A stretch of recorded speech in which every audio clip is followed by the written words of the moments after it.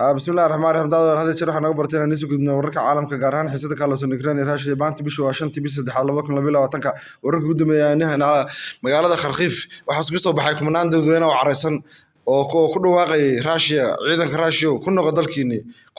هو لو لوكي ري يوكرين ولوكا يجي مدن إنه أنا سيتشوك تانا ما نقارن إنه مقالة دي عيدا كيني روح لقانية داود هذا كان عرسان وحيشوا مقالة خرخيف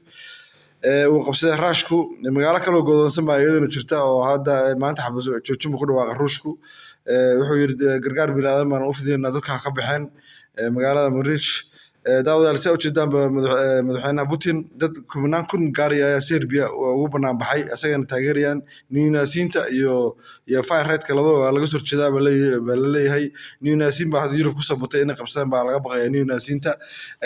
diyaarad maanta iyaduna waxa jira helicopter laga soo riday ciidanka Russia si sheegayaan saxaafadda reer galbeedka laakiin dhinaca Russia ilaa hadda waxa war ka soo baxay male diyaaradaas meel mareysay beeraha oo ay ka baxaan sarreenku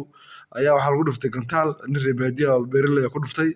dabadeedna way soo dhacday daawadayaal Mareykanka wuxuu ku daabulayaa Poland ilaa wadamada xuduudda ilaa Romania ilaa Baltica ciidamada aad u fara badan wasiirka arrimaha dibadda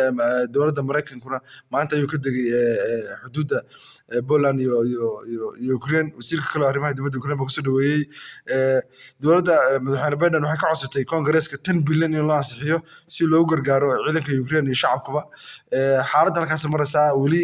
faan war farkama qodno daawadayaal warka ugu dambeeyay hadda jeer aan la socodsiin doonaa